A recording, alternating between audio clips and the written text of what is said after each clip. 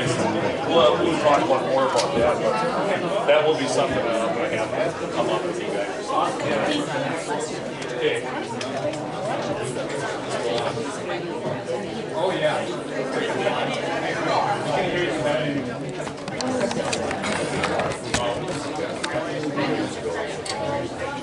If everybody wants to move up, you guys can more ahead coming this way if you'd like to. Jeremy, I don't want to hear it from you.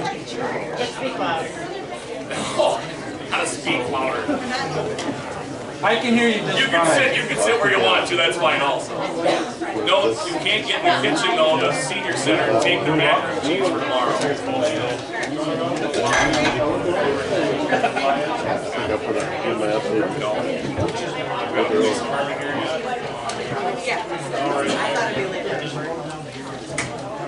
Thank you. Can you dial it down a little bit? We're gonna start with that.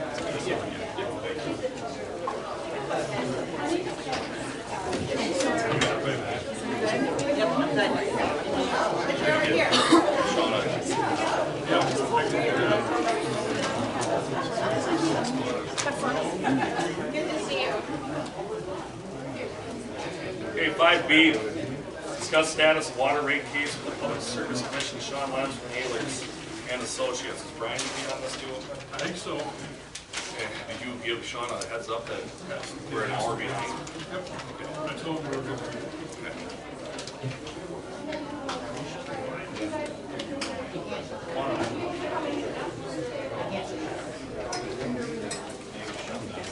I don't know if we can really shut that one off. Oh, we can. Huh?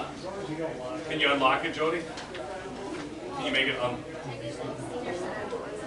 Oh, senior. There you go. That's good. That's better. All right. Is he going to be up there? Yep. There they go. Ryan. All right. Brian, can you hear me? Yep. There we go. Beauty. We can hear you good, Brian. Hey. Okay, awesome. Good to go. Would it be helpful if I shared the presentation on the screen? Yes. That would be good. Yep.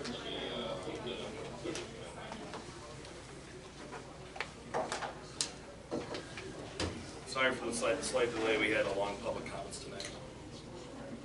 No worries. All right, looks like you can all see it. Is that correct? Yeah. Great. It's our review all the way up. Kim, come on up here if you want to sit up here, everybody. No, I was just saying that we can't hear him. I know, that's... Justin, can you tell him to calm down out there? Ladies and gentlemen, this is a public meeting happening in here. We cannot shut the door, and we are still conducting business, so we need to take your business outside, or you need to remain quiet, please, okay? Thank you. Note to self, do not mess with the clerk. She did a good job. Yeah, that was good. Thank you, Jody. That was my mom's voice, I'm sorry. Okay. All right, take it away there, Brian. Okay, thank you all for having me here tonight. My name is Brian Raymer with Ellers. We're engaged to look at the water utility, and we look at the any utility rate study in 3 phases, and always start with what's called a long-range cash flow analysis. So I'll explain what that is here on the why we are here slide. What we've noticed is there's increased operating costs. That's pretty typical amongst all utilities across the nation, right? Just inflationary pressures, materials and supplies are getting more expensive, etc. So we want to, when we're looking at a utility, under a set of assumptions, analyze the utility's ability to remain fiscally sustainable. We primarily look at 2 financial benchmarks: debt coverage and reserves. Debt coverage is simply cash revenues of the utility minus cash expenses. Whatever's left over, what is that dollar for debt service? Generally, we want that to be $1.25 for every dollar of debt service, meaning we want to produce excess cash for the utility. This is imperative for utilities as they are very capital intensive. It costs a lot of money to put those assets in the ground and in the air, as well as it costs a lot of money year over year to maintain those assets. You know, you provide 24-hour, 365 safe drinking water to your constituents, and those assets can break, but we want the water to keep flowing, right? So you can have volatile operating and maintenance expenses, and that's why we generally recommend, you know, having excess revenues above all cash expenditures, including debt. So you should produce about 25 cents in excess of every dollar of debt service. And then reserves, again, due to the capital intensive nature, you should be producing reserves if you are doing about, you know, 25 cents excess in every dollar of debt service, but we generally want to see that at about 5 months operating expenditures plus next year's debt payment. So we'll be talking through that as we go through here today, as well as kind of rate performance and PSC education, and then kind of show a 10-year plan based off of the capital improvement program that we received. So starting with some of the PSC education, there are 2 opportunities to adjust rates. You are regulated by the Public Service Commission as a water utility, so you don't have unilateral authority over the rates like you would a sewer utility. You have to pull a lever to ask for a rate adjustment. So those 2 options or levers, right, is a simplified rate case and a conventional rate case. The simplified is the inflationary adjustment that you can claim if you're eligible. You've done so a few times recently, so I kind of presume you're relatively comfortable with that process and understand what it is.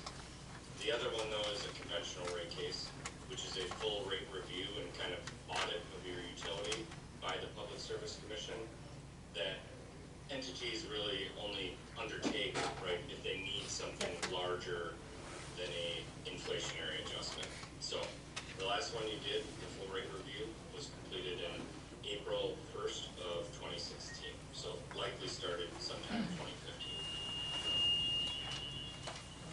In completing a full rate review, the PSC will generally want their math.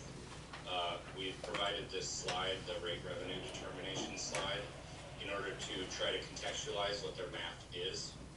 So to answer the question, how much revenue should we generate from user rates? There's 2 generally accepted methodologies in the United States, cash basis and utility basis. Understand the PSC solely follows the right-hand side, or what's called the utility basis, but it can be important to look at both for one reason. The utility basis, or what the PSC looks at, does not include your debt payments. But again, we want to make sure you produce enough revenues to obviously make your debt payments. So they both have the same, you know, day-to-day expenses for utility, operating and maintenance, taxes, transfers. These are kind of day-to-day expenses. One looks at debt service, the other one looks at depreciation. Now, depreciation is just original install cost of an asset divided by its service life is how much annually you should produce to replace that asset. But that doesn't factor in inflation and interest expense on that asset if you financed it. So the last cost bucket that the utility looks at is what's called a rate of return on rate base, which I'll get into what that looks like in a second. It's a little easier to explain with numbers. But you add up all those cost buckets under the PSC map, subtract out your non-rate revenues. That can be like, you know, cell tower rents on your water towers, forfeited discounts, you know, anything that's not a user rate revenue. You subtract that out. That builds your revenue when answering that question. How much revenue should we generate from the user rates? You're just kind of taking that chalkboard and that contextual explanation and putting numbers behind it. So cash basis is at the top, and then utility basis is at the bottom. In terms of the cash basis, you'll see some negative numbers there. A couple of reasons, you know, early on in the early years is, you know, you're spending cash on projects, so that's just kind of a result of, right, the financial decision at the time. You know, looking at your reserves, I'm assuming, and saying, hey, we do have some cash to pay for some things. So it does kind of skew the numbers. So, you know, the years where you see big red numbers, I would just kind of take a peek back up at that third cost bucket, or what's called cash funded capital. This is why the PSC doesn't use this, is that can wildly fluctuate those financial decisions you make. Overall, I would say though, as we get into the later years, some of the pressures that the utility's facing is just kind of increased on the day-to-day expenses, so cost bucket number one. So I'm gonna then lead your eyes to the bottom half, which is the most important one. You have this PSC math that you have to follow, kind of showing if we do need a rate adjustment above an inflationary adjustment, we need to understand what that PSC math looks like. So the utility was doing pretty well, but obviously as those operating and maintenance expenses started to increase, that rate inadequacy increased. The other thing that happened is what the PSC does for that rate of return cost bucket says, we're going to take the undepreciated value of your system, and it doesn't matter if you're Baldwin or Madison, Wisconsin, you're all subject to the same percentage you need to earn on that value of your system. And so they tie that to the municipal bond market, so as interest rates increase after kind of the low COVID valley that municipal issuers could get out in the market, that benchmark rate of return increase. So you can kind of see from 22 to 23, right, how that PSC math affects you. And then you go on into the future. One thing we're going to be suggesting is the village does not need a flatline PSC math, and you could make a special request for the lower, for a lower benchmark rate of return. So we'll get into that in a second. While we, kind of rarely exercise this option, one thing we always kind of want to show is, really what does a do-nothing approach kind of look like? And, can you sustain, your upcoming expenditures without doing anything? Or, what is the effect on the PSC math by waiting? And that's kind of the main point we wanted to show you on this slide. If you look, what we've done here is we've kind of projected this out beyond 2026 into 27, 28, and 29. You can see that percentage rate inadequacy based off of the PSC math and just kind of using the flat benchmark rate of return, 6.4%. You kind of increase greater than 3% every year. So this phenomena every utility is seeing these days, right? Just the costs to adding a project, and it's has zero depreciation at the time that you add it. You're adding capital faster than you're depreciating it. And the simplified rate cases would not be able to keep up with this. So if somebody were to say, well, hey, what if we wait? Does this PSC math get better? This slide depicts that answer, no. And it gets worse in a magnitude greater than simplified. So you can't really eat into the PSC math with the only other lever you have available to you. So this can be an important thing to look at to say, if our goal is the lowest rate impact possible, what should we do? And that answer is doing the full rate review instead of doing just simplifieds, right? Obviously the simplifieds put a Band-Aid on, but it's a wet Band-Aid that falls off immediately in this case. So this PSC math will still exist even if you do the simplifieds and actually still get worse. So we did look at an option of just following their regular rate of return percentage, or what I'll call their regular math. That's a 41% adjustment. I'm not going to spend too much time on this slide, but just to point out to you at the bottom, the all-in debt coverage like we talked about at the beginning, you kind of yield a result with that adjustment that in our opinion is too high. It's, one, obviously a larger increase on your customers, and we feel unwarranted due to kind of the resulting PSC math and excess debt coverage there. You'd be producing excess cash that you just simply don't need. Obviously can set you up for, if you do have other projects that aren't listed, but we got a pretty extensive list from Ayers, the engineering consultant that you use for the water utility, and they provided information to us, and you can fund all of this, but you can fund it, at a The impact, if you did have to follow the PSC map, just FYI, that 41% for an average customer. So we're just kind of saying somebody with a 5/8 inch or 3/4 inch meter using 12,000 gallons a quarter would be about a $28 increase per quarter. So again, we're not recommending this option. We're just kind of showing you this is what the PSC math yields. Alternatively, if we did request the lower rate of return, it would yield just under a 31% increase, and we'd still have, you know, adequate debt coverage, but not in the large magnitude, right? We're kind of meeting that threshold that we talked about in the beginning.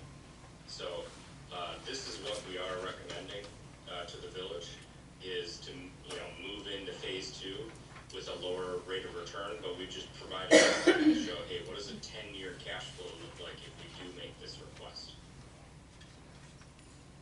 And then that 31% adjustment to the same sample user, as described a couple of slides ago, is about a $21 change per quarter, or think about it, $7 right per month there. So again, this is somebody using 12,000 gallons. You know, if somebody uses more, the impact would be more. If somebody uses less, the impact would be less. But again, we kind of got to start with some sort of standard. We've just chosen, you know, 12,000 gallons per quarter based off of your historical usage data. Brian, can I ask you a question? Yeah. So when Matt and I were talking, remember we had this water sewer committee meeting, and we were looking at the 40%, the 31%, but remember we talked about when we actually got the bills because of some formula or whatever with the residents get hit harder, it ended up being like a 49%, even though it says 40 there. Remember the transparency part we were talking about? So is that still being dealt with on that? Or is that, because we gotta be able to tell the residents that we come up with 30% here, and then all of a sudden they get their bill and they do a couple simple math equations. They lied to us. It's 45%, you know. We gotta make sure that we get the right percentages no matter what on this. Yep, great question and great comment. So, as we talked about at the Water Sewer Committee, the last rate case, the overall rate adjustment, right, was, you know, 40% or whatever it was, and then the residential portion is actually slightly higher. At the phase 2 presentation, we can hone in a little bit better on what that percent will be to the residential class.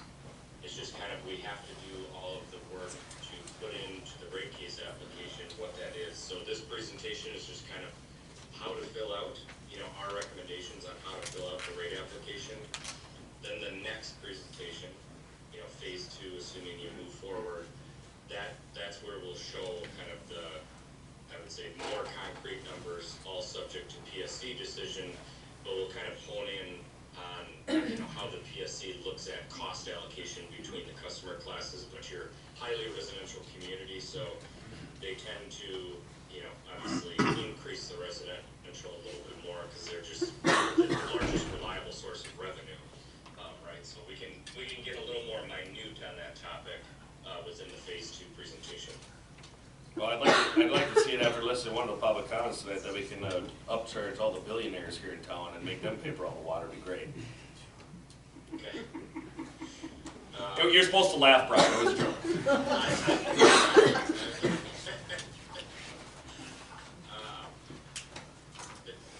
The chart that we're looking at here is to show, you know, where you sit currently amongst multi-county area. So we're looking at Polk and St. Croix county utilities. This is water bills only, and they're quarterly bills. So don't be confused if you see like somebody like Woodville's named water and sewer utility. This is a PSC chart that's available on their website, and some utilities just call themselves, right, the water and sewer utility. This is water bills only, and this is kind of where you sit with the 31 versus the 42. This is also going to be a strong argument to the PSC of, you know, we don't need the higher PSC math because it's going to make rates even more unaffordable. So just know if we wanted to provide that, I would say Also, while we do care what our neighbors are doing, always take these rate comparisons with a grain of salt, in that not all utilities are created equal. You know, you have different topography or treatment needs based off of your water sourcing that may be different than your neighbor. So not all utilities are created equal, so just kind of want to point that out there. But that's kind of another important part is, right, if we can kind of stay in the middle range by going with the lower amount. Wilson hasn't looked at theirs in 13 years. Another opportunity you get with the conventional rate case is holistic tariff changes. So and again, that's kind of what we mean by the first point there is the conventional rate case does allow for you to do this. One of them that many communities have been doing is converting the public fire protection charge from a municipal charge, which is, you know, in the tariff it reads, the water utility of the village is going to charge the village, so the general fund, you know, $224,000 and change, and then that'll be funded by tax bills, right, levy revenue. You can change that to a direct charge on the water bill. One thing we did note in our preliminary investigation leading to this point, currently, although the tariff says you're supposed to charge the village and then collect that fully via levy, you're actually doing a little bit of both. You are charging directly on the bill, and that is without authorization. So we did have a call with the Public Service Commission and utility staff, you know, upon finding this out, and we kind of received our marching orders forward that one, this charge needs to be removed. You know, the PFP charge that's on the bill should be removed immediately, and then you can change it as part of this conventional rate case to put it back on the bill correctly. So one other thing is the PSC, you know, has a Consumer Affairs Division on the call with us. They noted that, you know, the utility will be required to refund customers for 2 years, and these are all under state statute, these requirements, and as well as the general fund needs to refund the utility for underpayments. So staff has been doing a great job to get underway to, you know, calculate all of that, and they'll be continuing to work with the Public Service Commission and us to help correct this issue, and then we can put it back on the bill as a part of this conventional rate case appropriately. Brian, can I stop you again? Yep. 2 years, I thought we were talking up to 10. 2 years is the limit that the PSC confirmed. Oh, this makes me a little bit happier than, okay. Does the board kind of know what this is about? All right. Brian, we really haven't told the board about any of this stuff. Matt and I wait for this meeting, so this PFP charge here, to be transparent with everybody, we talked about this in 2016 when I was on the village board, and it was a talk about putting, I don't know, Brian, help me out, $14 a quarter, correct, something like that? Yes. For like a fire protection charge or a hydrant charge. Well, for some reason, we talked about the board level, PSC never approved it, and then all of a sudden, past administration put it on.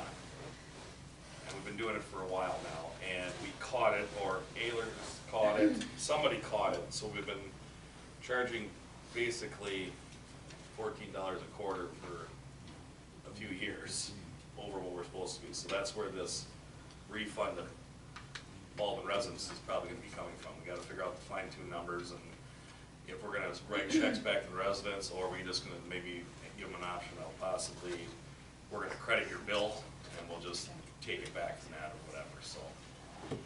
So that's what that order is.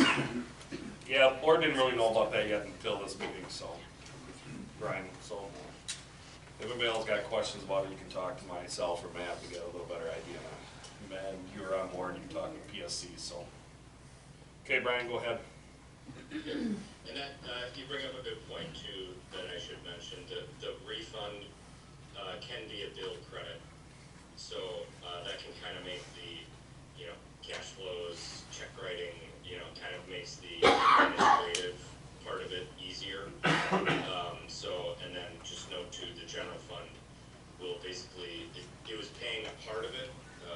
think approximately $60,000. The numbers don't really make sense, aren't important for like just the general conversation here. But essentially, you gotta pay up to what you were supposed to for the last 2 years. So in theory, it should be net neutral cash for the utility, you know, in terms of getting less receipts because the credits, but the general fund is gonna have to pay back the utility to make it whole, so. So to conclude, in order to mitigate the magnitude of a one-time adjustment, as well as protect your cash flow and properly convert that PFP to the water bill, and I'll just also note the public fire protection, please don't mistake that as paying for firefighter salaries or anything. It has nothing to do with the fire department or fire service. What it really is the water utility is oversized to provide water flow to fight a fire, and that's what the PFP charges for, so I apologize, I should have mentioned that right off the bat. But in order to properly convert that, as well as protect cash flow and mitigate the magnitude of a one-time adjustment, you know, we're recommending that you proceed to phase 2, which is us completing that rate application.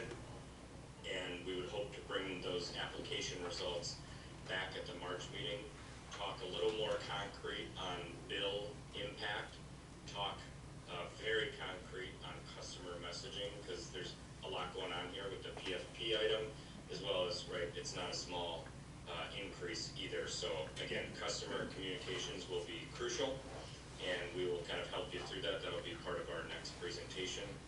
And then just note, the PSC process, once we file that application, and that's why we presented in March, we want a green light from the board. We want everybody to understand what you're doing so that when you get asked questions, you can properly answer those.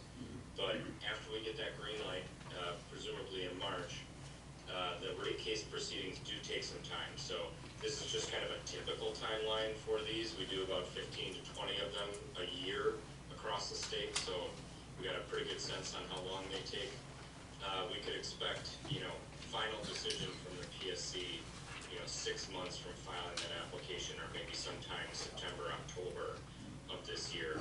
And just again, the PSC, once you file, has 100% control over the timing and the final decisions that they make.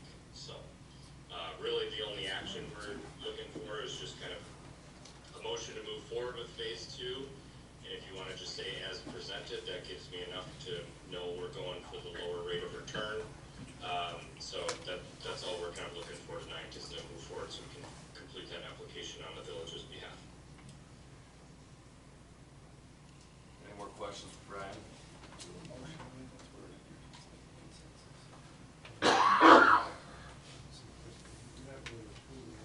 Yeah, we didn't put a, Yeah, we're not really, I mean, we didn't put a action item down for that. So, We can't run business in the red, we gotta move forward. yeah, we gotta move forward. We absolutely have to move forward. I think everybody's in agreement on that. Any other questions for Brian? Yeah, Brian, you got to go ahead and keep moving forward with this. Okay, So we'll thank keep. you so much for your time tonight. Yep, not a problem. So we will get something from you March-ish, you said? they're gonna come back and do an update at the March. Update, then we'll be on the long haul of waiting and waiting and waiting on more government entities. Yes. Awesome. Yeah. All right. Thanks, Brian. Thanks, Brian. Thank you, have a good evening, everyone. You too. 5C, manage IT update from Aaron Liebner? Libner. Yeah, somebody added an E. Liebner. I'll take whatever you No, I want. know. I try to get everybody's name right, but from Cooley Tech. Yeah. I'll keep it as granular, and then if you guys want to expand, we can. I don't want to get too deep into the geek speak here with this crowd, but yeah, we are the Cooley Tech is the managed service provider for all IT, cybersecurity protections for the village across the departments. We have an office in Eau Claire, which I'm the president of, and manage all the area in this upper area. Our headquarters are out of Holman, Wisconsin, down at La Crosse. We have another branch in Fort Myers, Florida. Yes, it is our Snowbirds location. Anyway, probably a little lightness here, but we have techs all over the place. We're a team of about 17. Right now we're sitting at about 34 devices as a whole for the village across all the departments. There's a couple servers in there. We've done a network upgrade to the EMS, which went wonderfully, and I've already experienced increased performance and response as a result of that. We've enhanced the protections across all the village devices, which is a need. There's AI-driven ransomware these days that does not require human to go from one vulnerability to another. And if you don't have that, you are at high risk of a ransomware event. If you want to ask me questions about that at some point, feel free to reach out. We have the police department, the new police department on board to install their network system there, so that will be ready for the move. We'll be moving the server over there as well for them. In addition to that, we'll be doing the upgrade to the main campus here, and then we have the water treatment facilities sometime after that. So all sites will have upgraded network infrastructure, which will allow for synergy across all the equipment for full diagnostics, protection, and analytics. I'm going to do trainings with the staff and team on how they can be more efficient in some of the processes that they utilize. I'll train to the extent I'm able to with any AI lessons that for good, safe usage of AI, but also possibly leveraging AI in areas they can to help with reducing expenditures but increasing revenue opportunities potentially. I don't know what else. What questions does the board have, or anybody have for me? Don't nickel and dime you like Whitfley did, and then show up when we call you. Yeah. Pretty I simple. think we have a live answer guarantee during business hours, so if anybody in the team ever calls, 99% of the time it's answered by a live tech. If it does go to voicemail, if we don't call back in 59 minutes, we pay a $100 cash apology. We don't do long-term agreements, and we don't do we have a satisfaction guarantee, so we stand behind the work we say we're going to do. And if we don't, and we can't resolve it, the village doesn't pay the previous month's service, and we'll help move over to a new managed service provider. Plus, I show up when you want me here, so even on a night like tonight, which I appreciate the comments that we made earlier. As a resident of Eau Claire and board representative of many boards and president of many organizations, I understand the circumstance and wish nothing but the best for everybody going through this. And if I can help in some way, shape, or form navigate through this, the resources of Cooley Tech are available to the village. So, with an exception of the pocketbook, I don't have the checks. So. Cool. Any questions at all? Aaron, I, as village trustee, I very just appreciate you and your company's services. I work for an ISP locally here, so any questions you have for us, please reach out to me. Sure. But as a village trustee, we trust in you and your company to provide us a clear and direct path on our network, make sure it's safe, we have everything backed up. We have servers, we have firewalls, computers all are working, and hopefully we have a very long working relationship with you and your company as we go forward. Because I know in the past we've had we haven't had a really good working relationship with an IT group, with a back end party. So yeah, I understand that, and I've heard similar comments in the past. So yeah, we're available to help however we need and however the village needs. So. Just upgraded from dial-up 2 years ago. Oh my God. 3 years ago. There's a motor. Just got out of the Stone Age. All right. Thanks, Anything Aaron. else for me? Nope. I'm gonna go try to get home and tuck my daughter in. Get moving. See you later. Have a good night, Thank you. guys. Thank you. 5D, all-cry inspections, request for a 2-year contract renewal. We got it in front of us. I didn't see the old one. Did we raise any prices at all, or is it the same? There's a. Go ahead, Todd, you can get up there and. Kelly's good, he wants to stay down there. Jody, were you able to email out the price increase information? I'll go through it real quick. There was a few. Oh, I think there is. It's the second. It's the second page. Yeah. We got it. Okay.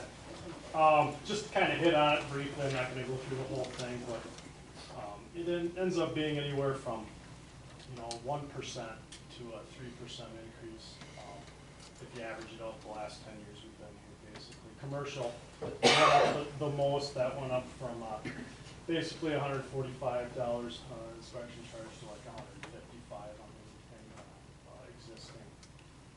But other than that, some other changes were, I added the indemnification clause, number 15 on that contract. Some of the municipalities wanted that in there, so I just went across the board. You might want to have your attorney just kind of take a look at the wording on it. We had another municipal attorney, write it up for us, so, other than that, the errors and omissions insurance, our policy went up from the $1 million to $2 million for that, so, better protection. And if you need any change on that, by all means, I'll change it. One other thing I wanted to bring up is under 5I, driveway. I know we had some driveway discussions, and I included the 130 in there as if you wanted to move forward with the previous driveway discussions as far as initial inspection, and then once the house is passed, a follow-up inspection. That would kind of cover those costs. If you do not want to do that, we can drop that price back down. So that was 5. Why is it bad? I or L? I think it was I, but It's I. it's I. I think we keep Clear that. up quite a bit of confusion. We need to keep that in there. Yeah. Yeah. And just try to We've had some- continue to move forward Yeah, with it. we've had some confusion, and I think my backdoor neighbor is here. Don't look, turn around. I don't know if there was confusion on your driveway though when it was built. It was just, I don't think there was any confusion on your driveway at all, was it? After it was inspected, it was just your neighbors? No comment. No comment. 10-4, I'll take it. That's okay. So, Paul, you reviewed it. What do you think? I looked at the indemnification, it's fine. Got a motion? Motion to approve. With the new driveway? Yes. Motion second. Questions, comments? All in favor say aye. Aye. Opposed? Thanks, guys. Very much, appreciate it.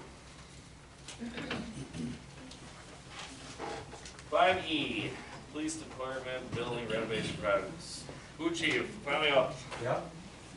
I think I'll have, you can just do the update and then go through the pay request and the change order, and then obviously the old invoice you don't have to talk about, but we'll do that and then we'll make motions on all three of them. Okay, sounds good.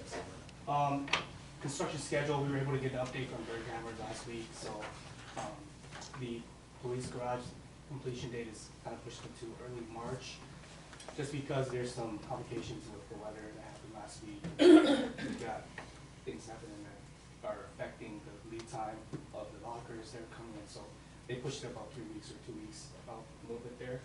The exterior envelope is partially done. The siding is all that's left. They need to apply a fluid applied vapor barrier on there that requires the temperature to be a little higher, so that's holding off the exterior envelope entirely.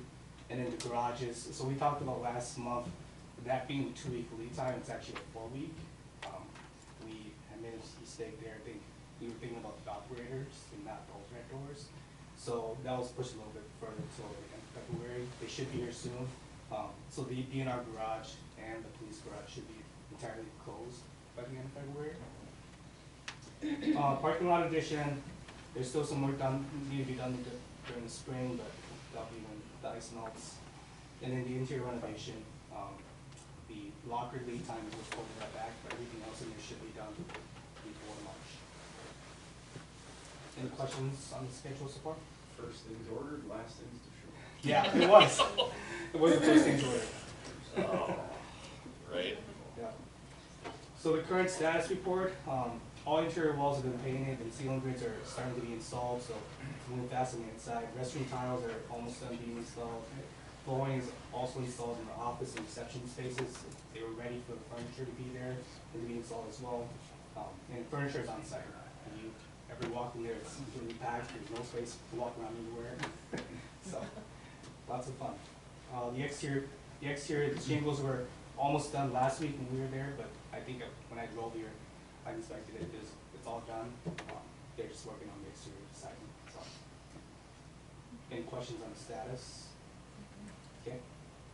Change orders. So we have a total of $9,663 for this month. Kind of walk through the PRs. So we have a few small ones and a few big ones in here. So the first one is PR 13, the additional kitchen lighting. This is related to the additional ceiling tile that we had to add to the area where we missed the kind of the space where the atrium was. We were thinking that the atrium lighting would provide enough lighting there, but I think providing some additional lighting for the staff to prepare their lunches is a great investment. So that's part of that change order. I think you're ordering about 3 lights in there. PR 14 grade updates. So this is a PR that we sent a couple months back, but I think Modern, their CO was in the hospital for a while, so they just got this out to us. It's $7,000 and $129. So this is to modify the existing driveway.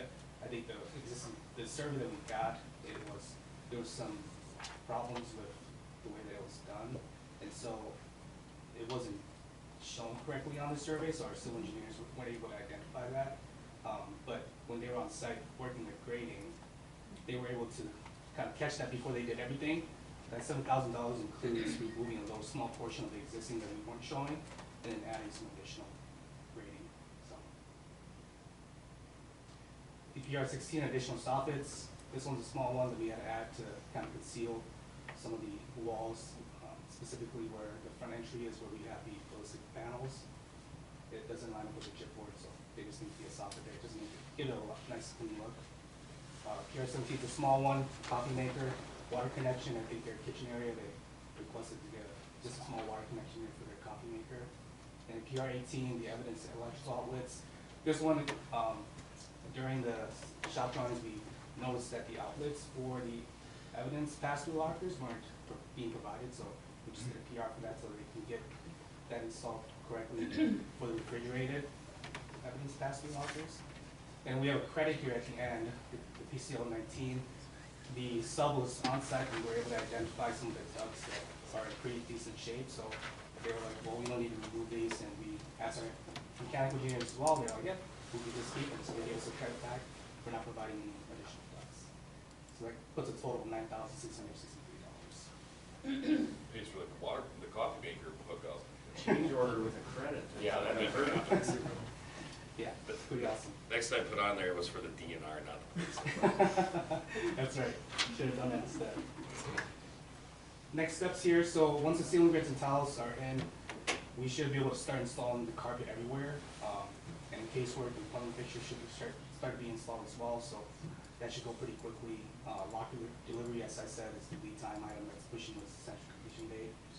Exteriors, the siding and the soffits and shingles should be completed by the end of February, and then overhead doors are just pushing out the time closure. You're killing me on that one. I know.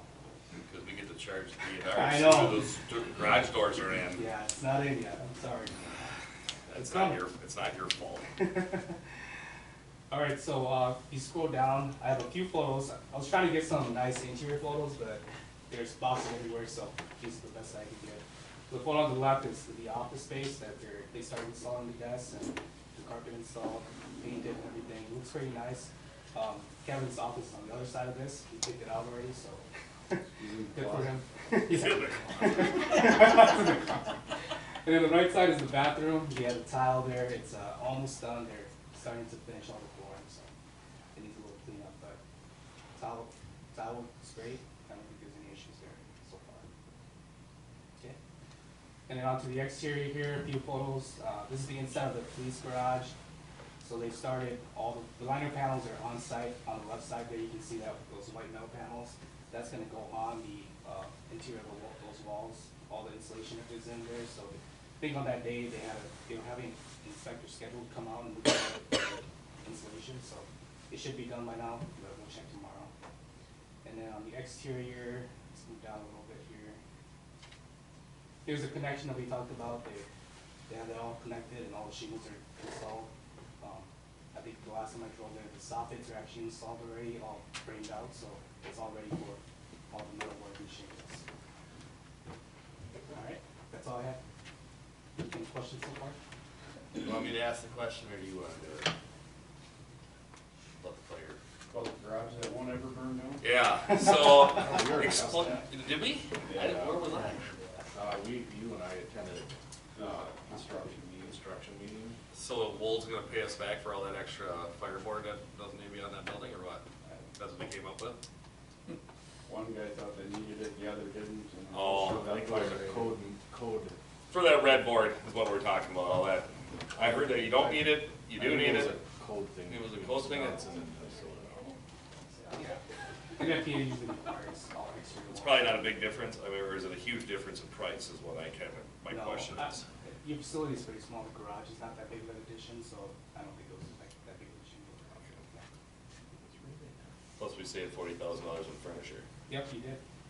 Very good, you see. Alright. You guys got any more questions for Gucci? Thanks. One question. Yeah. Do you know what we had budgeted for change orders in total? I don't remember. So right now you're at about $50,000 less for contingency. So that's including the money that's left over from the furniture. If you didn't have that, you'd be about, I think, 20,000. So you're still pretty much okay. Yep. Cool. Alright, thanks. Yep, thank you. You got motions for E5, E2, 3, and 4? We'll do them separately though.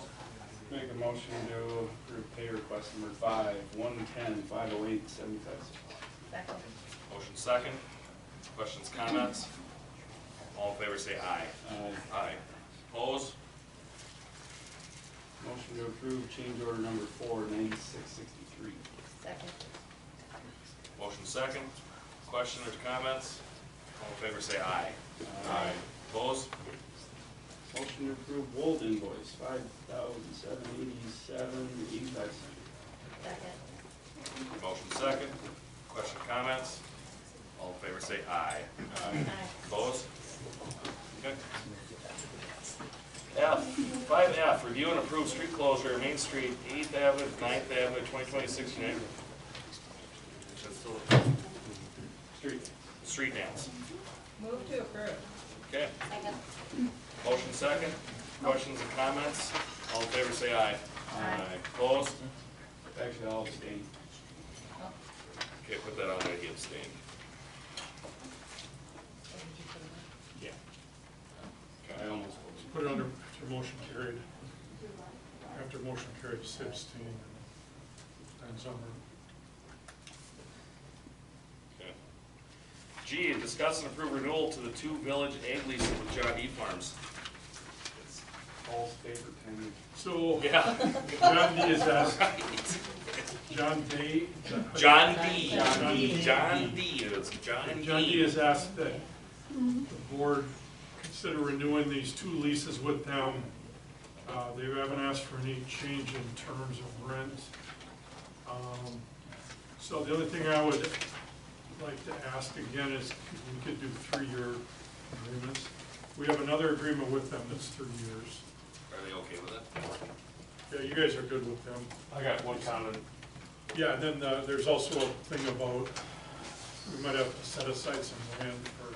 So around the sewer plant, we look at this water quality trading, which basically entails taking the land out of agricultural production as far as row crops. We don't know all the details yet, but we might look at like a grass or alfalfa type mix. So I just want to make sure that it probably wouldn't end up happening this year, it'd end up being next spring that we could enact on this or start it.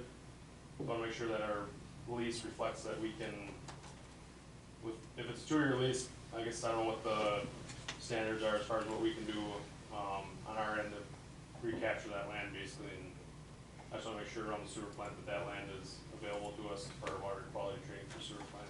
And it can't be cropped then? So basically, you're trading high fertilizer use crop, Yep. row crops. You're taking out of production to create phosphorus credits is what we're looking for. Okay. So we don't know how that all looks yet. You'll see in the next couple down here in discuss it. But from what we were told, I guess grass is more and kind of more like maybe alfalfa would be enough. There is a possibility it could be a row crop, but that's what we're asking. We don't know anything about this, right? The DNR is sitting there not Well, giving that's us what all we're the asking. information. We're asking for this study, unless you wanna skip to Adam first. Well, how many acres you talking here? It'd be the whole property. Maybe the whole property. Around, possibly, that's what, after we do the study, we'll know what credits we would have. And when's the study gonna be done? 1 year, 2 year, 10 year, 20 years? It should be done within, what, 2 months? 2-3 months. And then it has to get sent to the DNR, which takes probably 6 months. How about a year and a half or 2? Well, we can do that, it's just we'll fight through if the phosphorus is high, that's what we're trying to get credit for. I don't even wanna get involved with the DNR and phosphorus, cause I'm just gonna lose my mind, but. If we did a 1-year lease, both of them or one of them, that would, Around the sewer plant there, unless we have, I don't know if we have total control over it anyway, But isn't there something in the contract I would that assume says there we would. pull out? Well, we- Yeah, we had to pay for all their crops. Crops, under this current rate. So I guess we prefer just a 1 year, just in Yep. case, if we would have the option to do it. Who are you in contact? Are you in contact with Matt McGee on this? So I spoke to Matt McGee yesterday about it, and he is kind of aware of this avenue, because CAFO farms have to do kind of similar things, so he's Okay. aware of it. Obviously don't wanna lose the land for their use, but. No, you don't wanna take any crop land away, but Right. especially when the DNR says stupid things, they don't know what they're doing, but that's my personal opinion, I'll leave it alone. so which one of these leases would be, is it the 16 or the 51 acres? It'd be the 51. Okay, so if we made the 16 3 years and the 51 acres 1 year, would that? Then we'll revisit it next year about this time, maybe January. Where's See the where we're at. 16 one? Across the other side where the old sewer plant was, No. right? Is it that, or is it by the EMS? They traded. Sure. Oh, that's right. I think it's by the You got rid of the stuff across. Yeah. Who does out of south of it? What's the other lease we currently use? The industrial park, The one in industrial park. Industrial. south of 94. Yeah, that John That's somebody else though, isn't it? John D's up there. No, they It's John bailed, D. that John Vic Harris Dees. bailed out. That was last year, that's a 3-year lease. So I guess if we could utilize that 51 acres by the airport there around the sewer plant is the one that we prefer 1 year, so that we could, if we have to next year. Well, it'd be good, and so Matt knows about it too from John D. Farm, so they know that there was a good possibility they could be losing 51 acres of farmland. Or just switching this crop. Or, yeah, I suppose. Parks and Rec Committee, I don't know if we're here. Any word from soccer, the soccer people about? Oh, you haven't heard anything? No, we have not. Christine's on it with me and I haven't heard nothing, but, So, I mean, that's the plan, is to eventually turn it into soccer fields anyway. I mean, to take it away from farmland. so water quality trading, basically the short of it is, if you own the land, it's way easier to do than if you're trying to work with the landowner within your area. That if you own the land, you're far and above easier to utilize your own land for this, what we're talking about, than anything, so. Now, Graham, how long is this? Is the land off the grid forever then? I mean, from my understanding, more or less till they change their mind on phosphorus. Well, it's renewed every permit Yeah, on the wastewater permit. so what's our permit, 3 or 5 years? It's a 5-year permit. So at least 5 years. Yep. Or 1 year into it, so it'd be 4.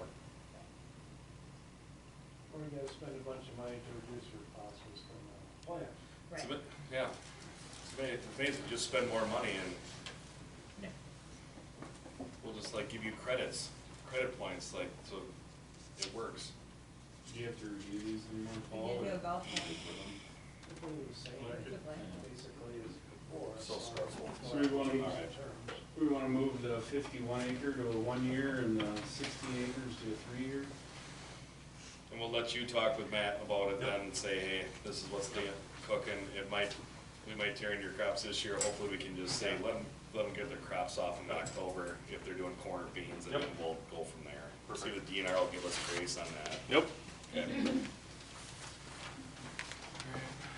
we have to make a motion on that? Yes. So I'll make a motion on the 51 acre lease by the airport on a 1 year renewal and the 60 acres on Cedar for a 3 year renewal with Paul's continued approval. Second.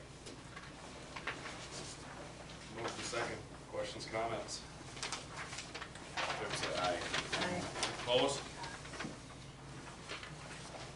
5H, 9th Street Improvement Project. Discuss and approve final 9th Street Project Assessment Roll Resolution 2.6, 2-1.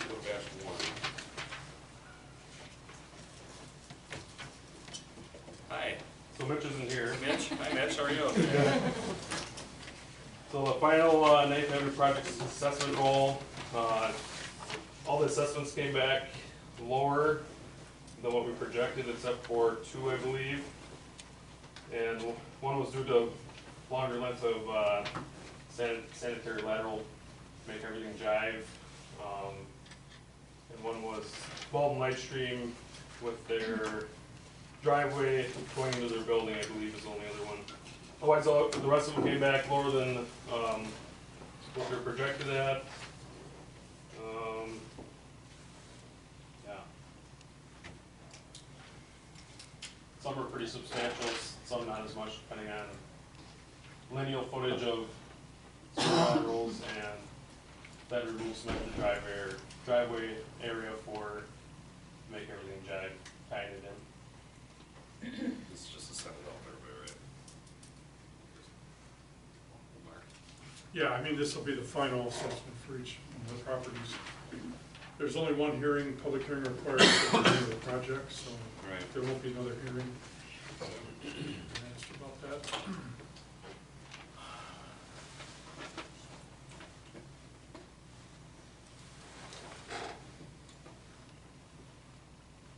Motion to approve resolution 2026-01. Second. Roll call. Motion second. Questions or comments? Roll call. Van Yes. Serpina, Schmidt, Yes. Schreier, Whirling, Jurgens, Yes. and Summer. Yes. H2, discuss and approve 9th Street Project Engineering Services Bill from Ayers. So this bill, 4370, that's for the final assessment work and record drawing that Ayers had to do. And the contract that we have with them are about 20,000 below what they projected at with this finals part of it. This is the final, not going over. Yep. Okay. Motion to approve the heirs bill 4,370.68 cents. Motion second. Questions, comments? All in favor say aye. Aye. Opposed? You might as well just put Austin making all the motions the rest of the night, so. Yeah, get moving. Aye, 2026 street project. One, discuss and approve the 2026 street improvement project, Ayers engineering bill of $14,792.44. So this bill is for the 2026 street project, for the initial planning, setting in permits for DNR and all that fun stuff, starting to work with that. So tentatively, the March meeting will have the public hearing. We'll do bid opening on March 18th. Motion to approve the heirs bill 14,792.44 cents. Second. Oh, we got it. You could just flip a coin between Amy and Ashley here, so. Motion is second. Questions, comments? All in favor say aye. Aye. Opposed? One more thing,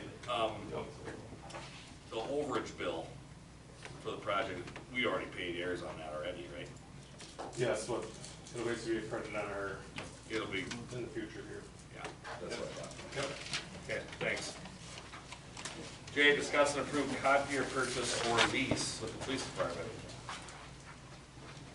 Who's got that one? I do, so Purchase or lease? both of the copiers in the building, just a heads up, are 8 years old, and E.O. Johnson informed me that they're basically out of service, or they will be, we're gonna say by the end of the year. I haven't done anything with our copier as far as, you know, looking at replacement options, but two copiers are the same. But since the PD is moving into their new building, I thought it would make sense to look at that, replacing, instead of moving the old copier down there, looking at a new one. So the thing with this is, I've been working, trying to get two other quotes, and I've just gotten this one from E.O. Johnson. I talked to another vendor today. Basically, we need to get, if we're gonna get this ordered, we need to do it this month. We don't wanna wait till March. But if I get another quote in the next few days, let's just say, it would be nice to, you know, have some comparison, be able to, you know, Kevin and I look at them and kind of make a choice between them, but I'm not sure how we do that from an approval standpoint. So would we do an approval at the lowest bid No, you if could- we decide to you buy a could new do one? that. Yeah, and then we look at leasing or purchasing.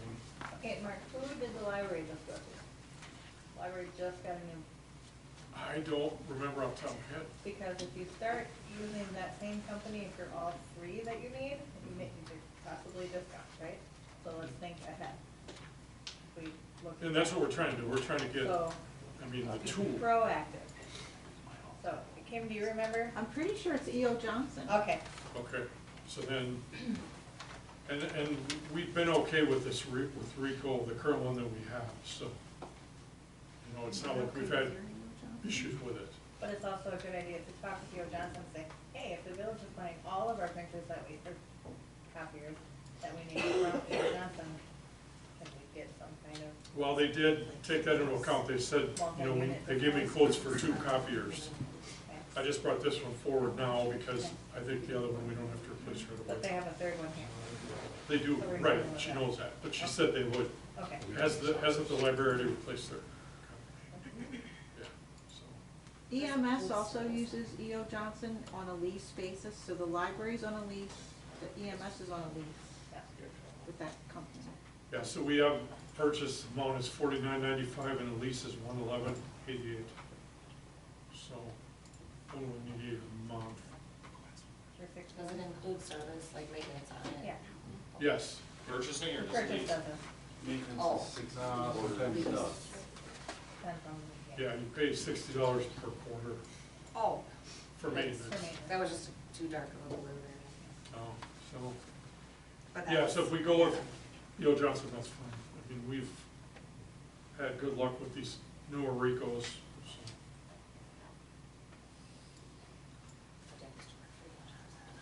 Oh, there you go. There you go. So, We're- Kim, you said we're leasing EMS and, Yeah, so Library. the library's just got theirs, so that's Yeah. why I kinda remember the different company on the bill. But yeah, so I think Amy has a good point, negotiate for a discount, volume discount. which is kind of what we did with the two of them. They said they would give us a better price if we bought both of them. And so I can throw in the fact that we just bought the third one and see if we can get a better price, it's fine. I would, I can ask them. that's how business works. I understand that. That's why we have two that needed to be replaced at the same time, Right, not taking into account when they already had been replaced. But we can ask. So we'll just, So it comes down to whether we should go purchase a lease. we're leasing the other one. So the Thank you lease for is making- this 154.22 a month. So that's, cause I'm like, over 6 months, that's not. I mean, what's the benefit of leasing versus owning it? suppose they lease it. What is value at It's the a end great of it? question.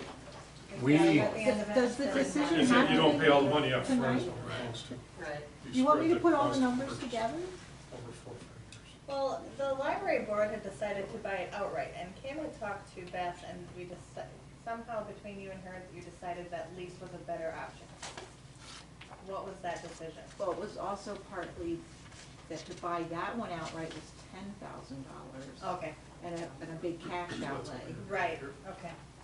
So That's it true. depends on the model, what we're buying, and this is the first I've seen this, so I would like to put some numbers together for you, just to, That's smart. if you have time for me to do that. Can you give us authorization to move ahead with the purchase, and then we can finalize whether it's a lease or purchase, so we can get it ordered? So leasing it over 60 months is quite higher than. So you want us to give us authorization to figure out either to purchase So or we get it to ordered. lease. Correct. Figure what And it's the is, best and then option move for forward us, one. and you'll go with that. Yes. Getting ready to write this motion down there, Jody? Are we checking with a second company? 3 companies? Yeah. So we got you So and you're gonna Johnson. go with the lowest? E.O. Johnson, Toshiba, and then copier, and I can't remember the name in Eau Claire, they, Tri-State. Epson. Okay. We're gonna give I think so. Mark and Kim authorization to go with the lowest. Well, Does it make sense? Oh, boy, here we go. We already have the Yeah, library. I'm just quit that whole motion, I didn't finish. Why are we changing? Right, I'd go with E.O. Johnson, I guess, but, you know, you can say the lowest, that's great, but the lowest for the same machine. Because if you have a machine that runs faster or slower or color or not, you know, it has to be the same capacity of the machine. And then lower, yes. So that's hard. But I would like us instead stick with E.O. Johnson. We've already got. I'm just gonna vote yes or no now, so you guys can make a motion.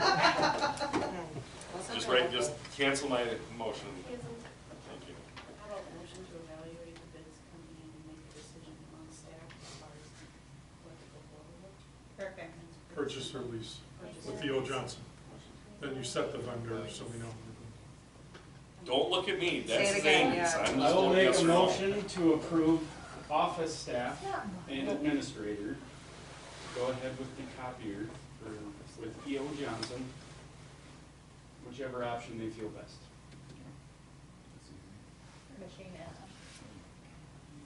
Don't look, I'm not gonna say I second, second I said that. vote yes or no, that's it. Can I do that? Yeah, Kevin wants a second, and of course he wants. I'll second. Did you write it all down or? With what Jody said? Got it, Jody? Yeah. But I shouldn't do get our that. maintenance down per quarter if they're coming to. Motion second. Questions, comments? All in favor say aye. Aye. Opposed? Thought we were gonna get stumped on that for 20 minutes. No. No. It was 19 and a half. Okay, review and approve engineering service related to water quality trading feasibility assistance. Graham. All right, we're gonna broach the subject a little bit here, but, so if you'll see in my memo, just kind of lays over what we're looking at. So water quality trading is basically purchasing phosphorus credits to help your sewer operator, basically give them some wiggle room, so if they do go over,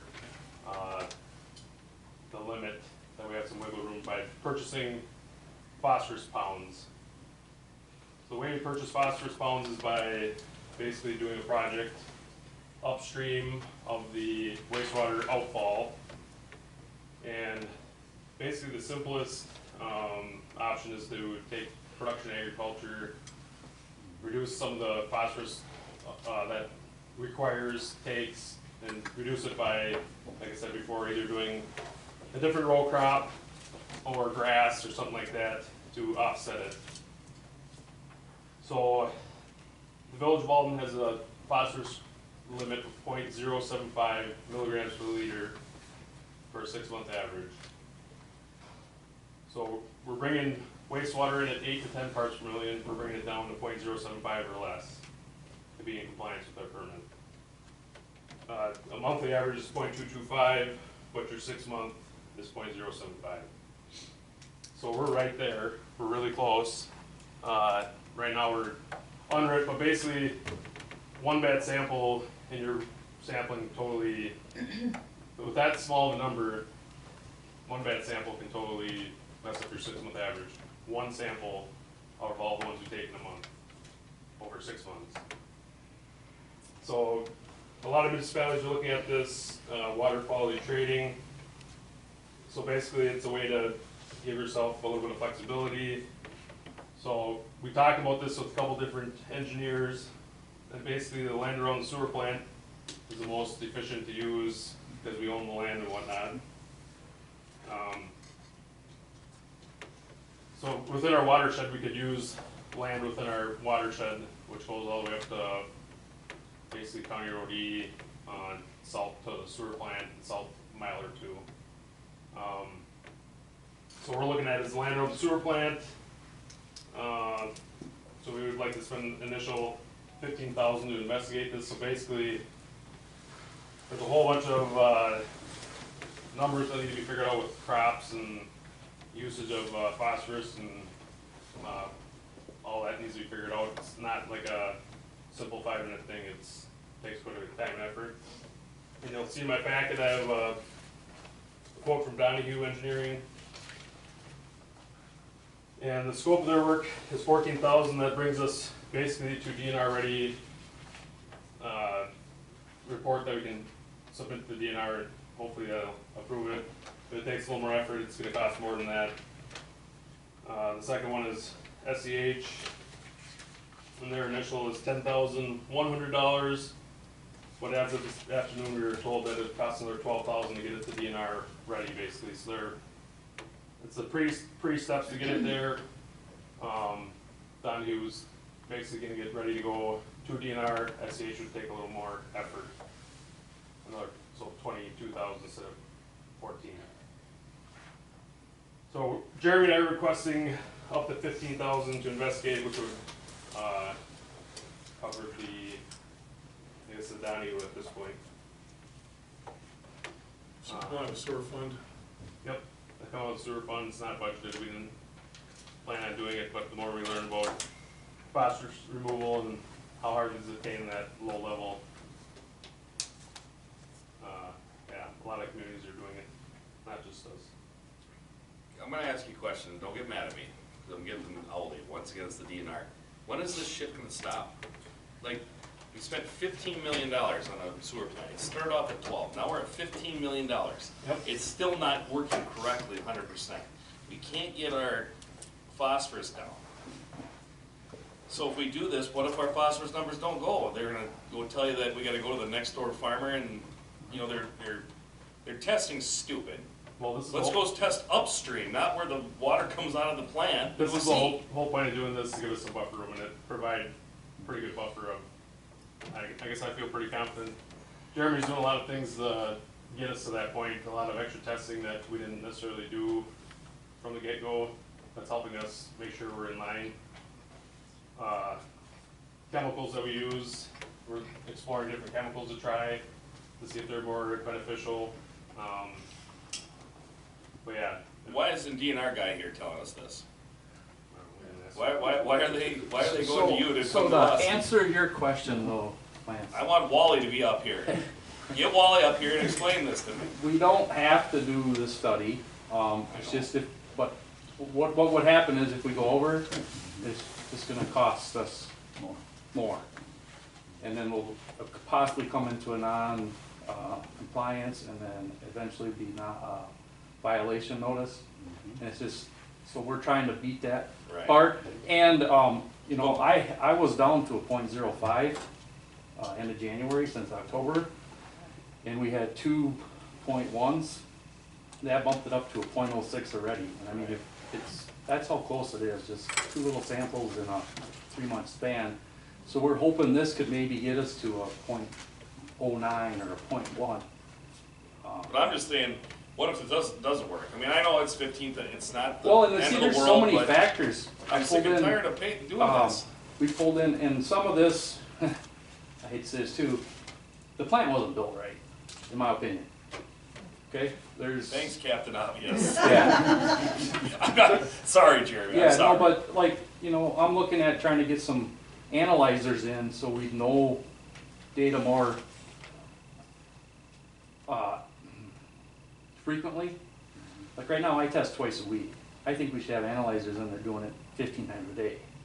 Then you could see if you have, somebody in our community could be sending something to us, and boom, we'd know it there, because it can change that fast. Right. And same, like last month, I just looked at the report so we get Centrate from biosolids. Normally it's 4 to 8% or milligrams per liter. We had 26 and 30.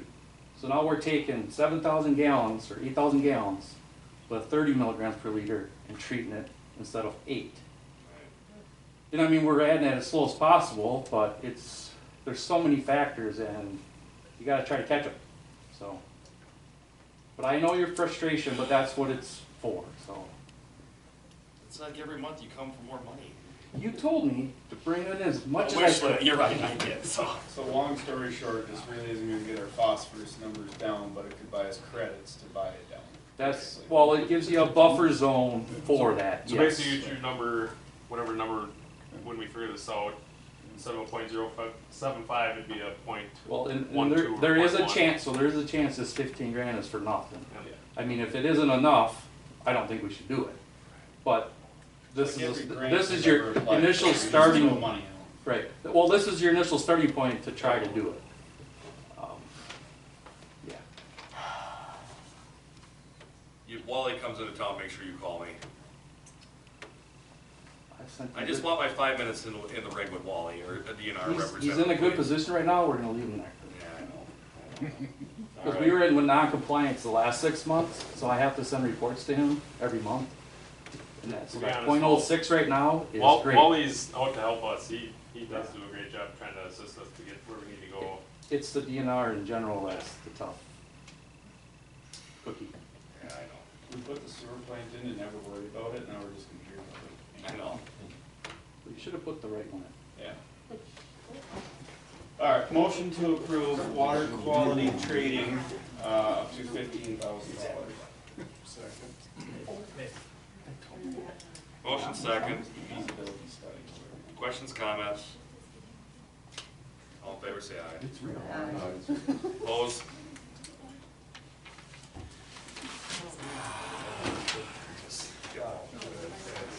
All right. You get wound up. Yeah, I know. I won't get my UTV then. What? I won't get my UTV. Your new TV? UTV. I was hoping to get one of them out there too. but- You asked the DNR for your UTV then. If he gets one, L, approve purchase a Ram 2500 pickup truck, 22,720 for Public Works. Alright, so Public Works, we have 2012 extended cab F-150, 2 standard cab F-150s, a 2013 and a 2015, a 4-door 2020 F-250, 4-door 2022 F-150, and our water van. After looking at some different vehicle options, I'm proposing that we purchase or requesting, I guess, purchase of a Dodge Ram 2500 standard cab pickup truck at a price of $42,720. Have the capability of towing trailers, equipment, as well as being equipped with a snowplow if necessary. I don't foresee us necessarily needing that, but it would be a nice option. I feel that that's the best vehicle, a 2500, best price for what the vehicle is. It comes with a standard 3-year 36 bumper to bumper warranty and a 5-year 100,000 mile powertrain warranty. It's a budgeted item, and we would be paid out of the Public Works outlay account, which is $42,500. If you'll see in my quotes that I got there, a Ford F-150 standard cab was $44,969, and a standard cab Chevy Silverado 1500 is $39,500. For that extra $3,000, $2,500, about the 2,500, or 2,500 pickup truck would just be more bang for the buck, basically. More towing capacity, all that stuff. And the I'll whole make a 40? motion to approve. Motion second. Questions, comments? I do have a question. It looks like you got it in January, but I thought Ram moved to 10-year 100,000, 26, or is that only the half tons? That's only we're a fleet vehicle, so it doesn't apply. Oh, come on.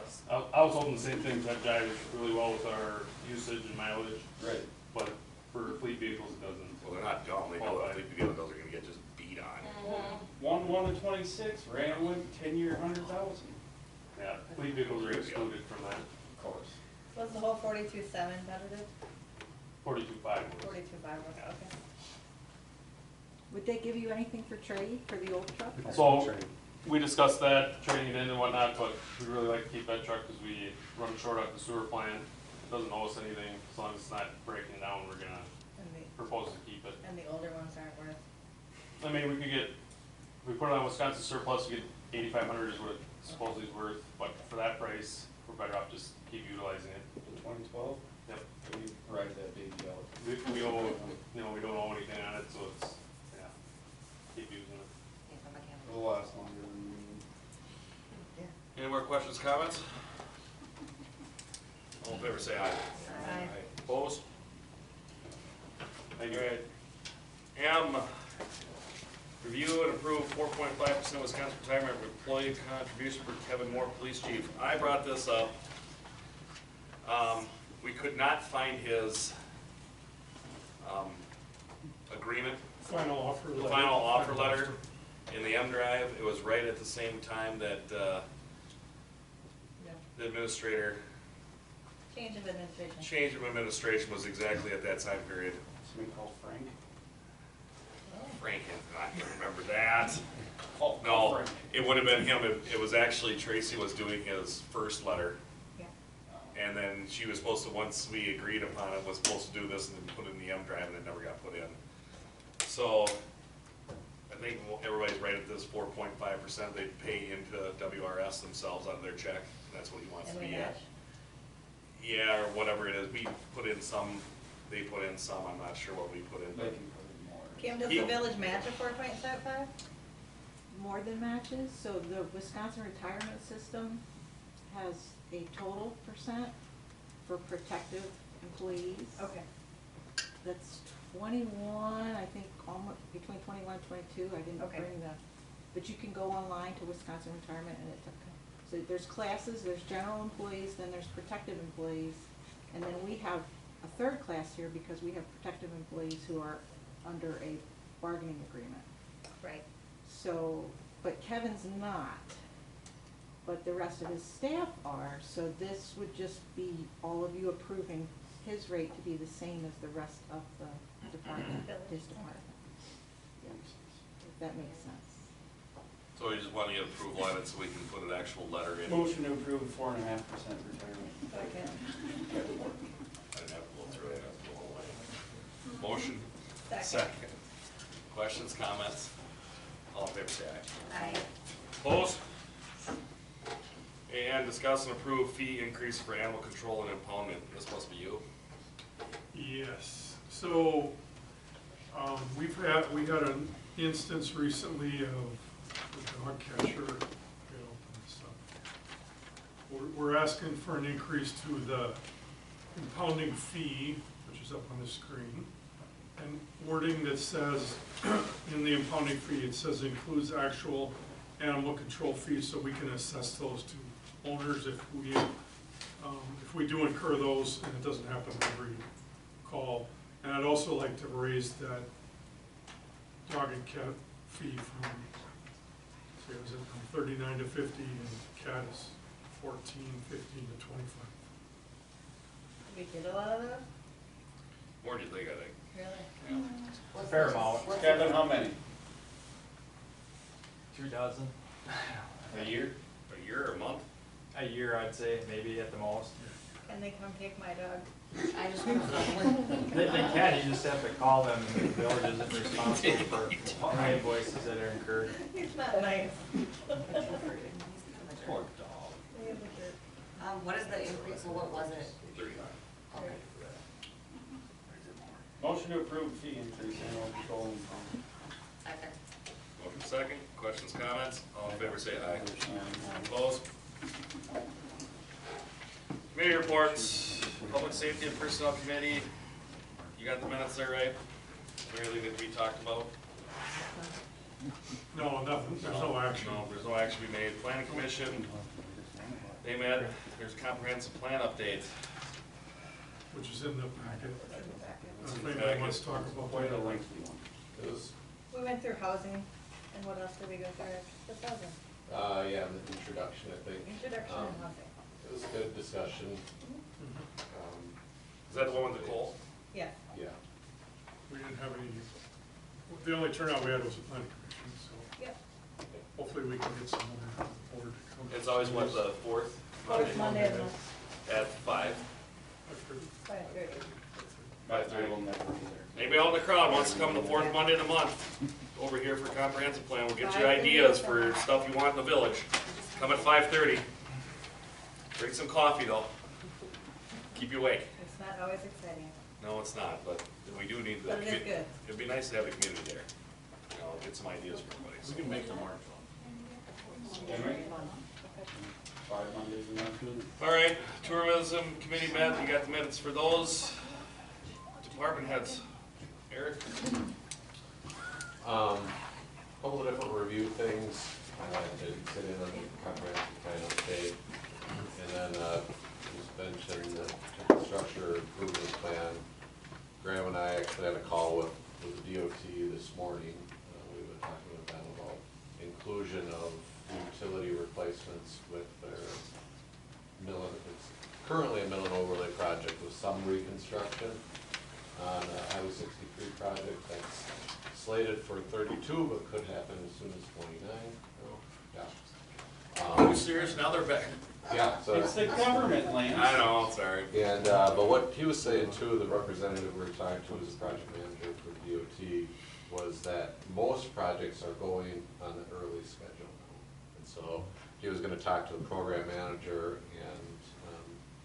and the best way to do it is to really incorporate the water and sewer that you want to have replaced in Highway 63 into the DOT project. Then they're taking care of all the traffic control. They're already paying for a portion of the street and potentially some curb and Is that different things. 63 through the entire village? Or So the- it's 63 from just north of 55th Avenue, just about by the Phoenix, all the way up to Highway 12. So is this the time to possibly think about getting the sidewalks in there? Or is it just a mill and overlay? Yep, so we talked about sidewalks on Cedar. Because they screwed us last time about this, they were gonna do a mill and overlay, Mhm. and we didn't put the sidewalks in all the way up there, and then all of a sudden like, oh, we changed our mind, we're gonna redo it all, but too late, you guys can't get your sidewalks in there because you didn't have it on the plan. So we did talk about that, you know, does the village need to put in sidewalks on Cedar, so you're kind of forced to add it? And they are actually already had in their programming to, add, ramps there. And thought that they'd probably end up on both the north and the south side. We were talking about just putting them on the south side. We did talk about drainage on Cedar and trying to alleviate that issue. So they have to go back to their programmers and talk about the added scope, because it goes from a mill and overlay on portions that they're only planning to do a mill and overlay to a reconstruct. He seemed favorable about it, doesn't know until he knows. Wasn't it Florence we had to dig into 63?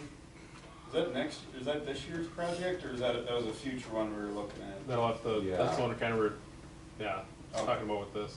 Yeah, so it'd be mains from Florence to, Maine, Maple. Maple. And then, but then you'd have to replace some sewer down Florence as well.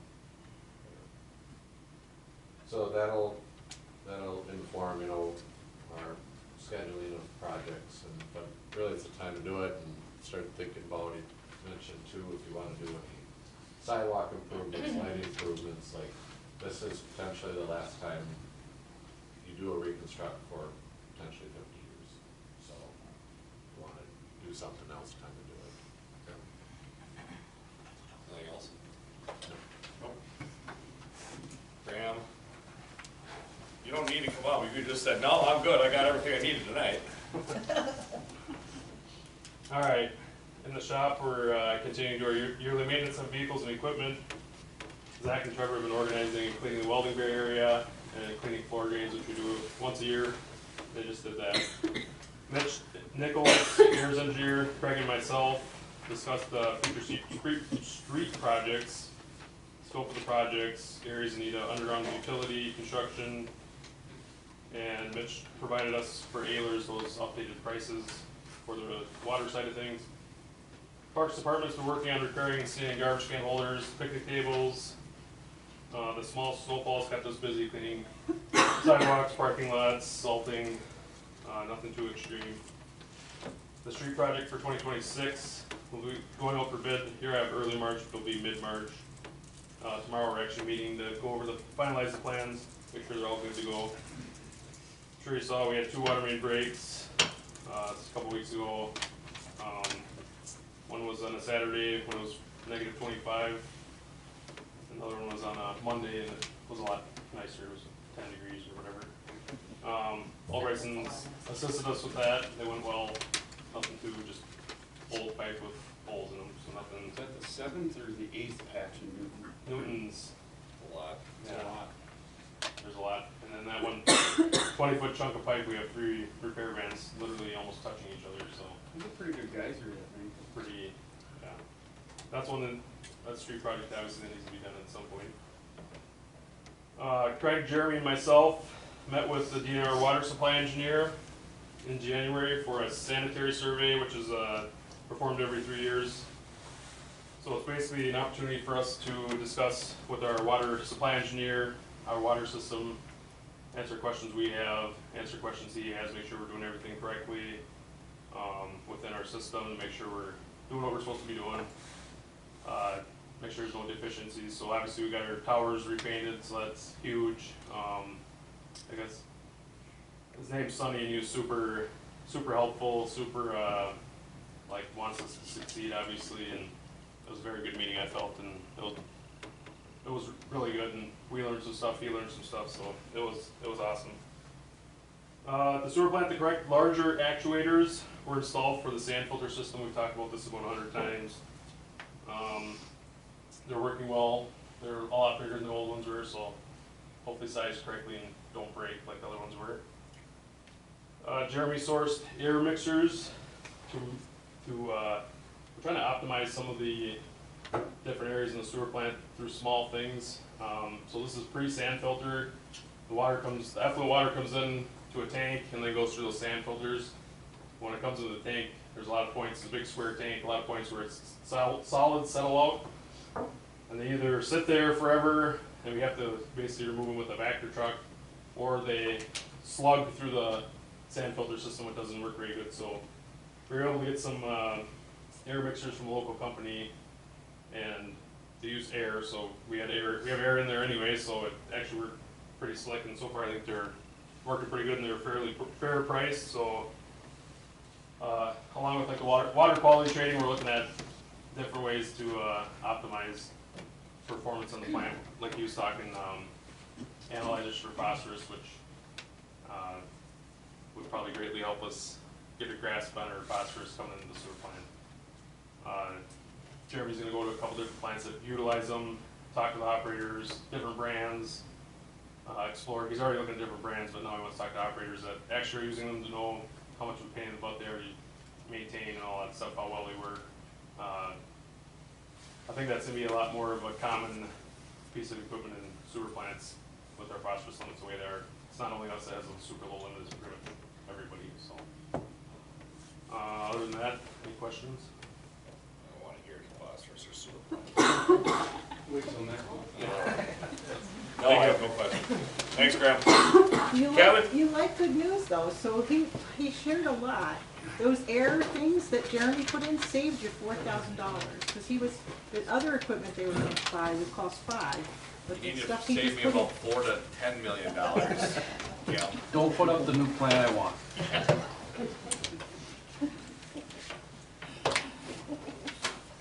There's some Calls? Go ahead, sir. No, there's some good things happening. I know. I need to look at the positive side, Kim. I know, I'm sorry. Calls for service, past month were fairly standard in range. Cases, for this time of year, fairly standard in traffic enforcement. Tom with EMS is helping us out with our certifications, AEDs, and CPR training that's going on currently for the month of February. Other than that, we're trying to get ready for the building here for the big move. Other than that, no, not too much more. But, yeah. Thanks, Kevin. Yep. Great statement tonight, too. Thank you. Tom? Okay, just sat there together. So January is pretty normal for us, 137 calls, 41 transfers, so cold weather, slowed down a little bit during those days like it usually does. And we had no phosphorus issues in January.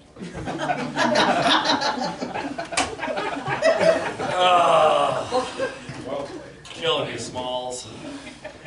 We had a blood drive on January 12th, good turnout for that, and then we also had the day service for adult with special needs in the county came, where we could CPR again, station tours, and let them play with the ambulance equipment. A radio grant's been submitted, we did that before the last board meeting, we have not heard anything yet. We've heard stuff here before, probably by mid-March at the latest, so I guess no news is good news this time. We have not received our check yet for the 2024 GMT reimbursement, and I have got the stuff we need from ECP, so I'm working on 2025. This check should be out in February. WIMSA, the state EMS conference, I presented last Wednesday down there with the PEC, Pediatric Emergency Care Committee. We had a morning sessions on skills. I was in charge of the pediatric spinal mobilization stabilization, some of the new standards coming out for that. That was actually a good time, a lot of people came through. And then they called me up 10 days before the conference, had a cancellation, and wanted me to present with John on body cams. So Friday, John and I presented on body cams, pre-hospital use. It was very well received, a lot of good attendance. So short notice, but we got the PowerPoint put together. We've had a lot of hiring coming in, a lot of POC school applications. We currently have a waiting list. So we're picking up people that live in the community and getting them on first, and then seeing who's still left. But so that's a good problem to have. And then 5602 went in to get some tire rotation, some other stuff done down in Baldwin in Eau Claire. Truck came back. Next day we blew an interdually. It happens, right? We run the freeway a lot. Day and night came out the next morning, put our spare on for us. Next day we blew that interdually again. So I told the crews pull out of service, something's obviously wrong with this. We called Power Built Up, they came out Monday morning, first thing. They went back to the notes, and the tech had put in the notes that he felt one of our belt stems were leaking and failed to tell us, one of the extensions for the dually. We confirmed it there. They put 2 new tires on, did all the repairs, no charge, and we're working with the management to get the day and night bill paid, and it sounds like that'll probably go through. So sucks that we blew 2 tires, but they came and took care of us right away and got us something because they were charged. So that's about all I got for you now. Awesome. Passenger readers? Huh? The passenger readers? Driver. Yeah. Thanks, Tom. Yep. Amy, you're gonna take for Yeah. Beth, because Beth had to get to the airport Beth had first. to go to the airport, and she failed to mark down how many books about phosphorus are in the library. But I'll make sure she knows that next time. Okay, so Beth has noted some things here about events. They've added a second Cribbage Day. I think Cribbage has become a big deal in the library. Excellent stuff. She has been visiting the kindergarten, 4K, and junior kindergarten rooms every month. They partnered with the School of Forest and Woodbury Library for the snowshoeing event last weekend. I don't remember how well it was attended, I didn't ask. They are partnering with local libraries for a Leopold event and offering Saturday story time once a month. Those are the new events. Grants and donations. Beth is gung-ho on grants. She's good at writing them, so if anyone needs help with that. She applied to the Dollar General Literacy Foundation for grant help with summer reading. Been some local outreach to local businesses for sponsorships that they'd like to do. And she applied to the Master Gardeners grant to help for a seed library within our library. Big news is that Beth was accepted in January to the UW-Madison library master's program, which is important on many levels, but she's going to take 3 years to do the online master program part-time because she works full-time. And Baldwin will need, probably by 2030, when our population gets to a certain point, we need to have a library master within our library system. So that will be her and will be set. And then she has a conference in April, Public Library Association, April 1st through 3rd. I think that's, there. And that's her report. That's why I love state statutes. Yeah. Never heard of anything that you have to be a master librarian after a population. We have to have someone with a master's in library science. Yeah.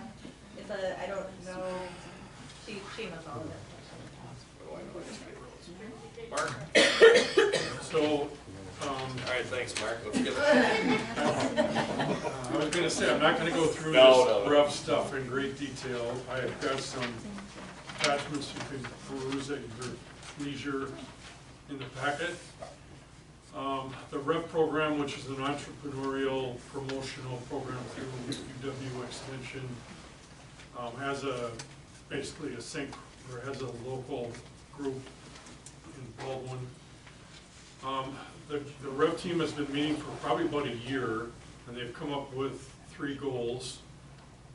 So I won't go through these in granular detail, but one of them, the first one is to provide connections to micro and mid-sized businesses between 1 and 50 employees in the community, to BW students and assist with educational opportunities for students around entrepreneurship, work with businesses to include students in business growth plans and potential future employment opportunities.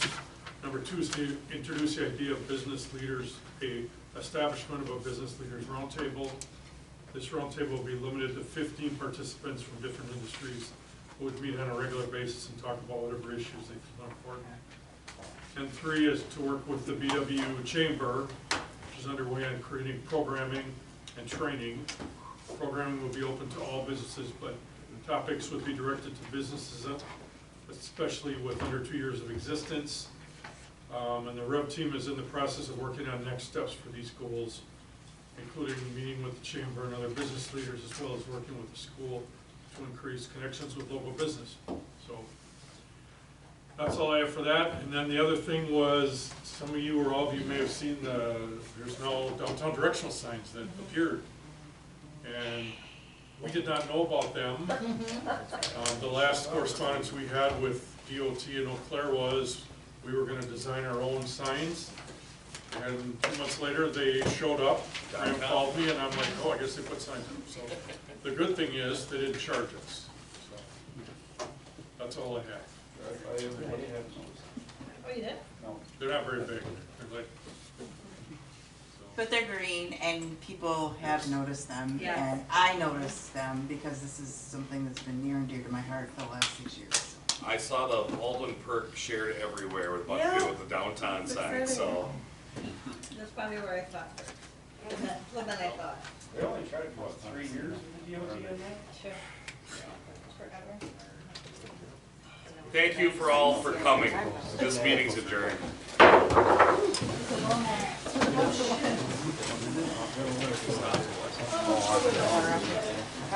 Good, how are you?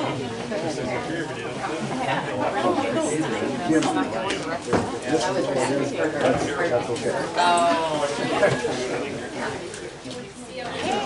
how are you?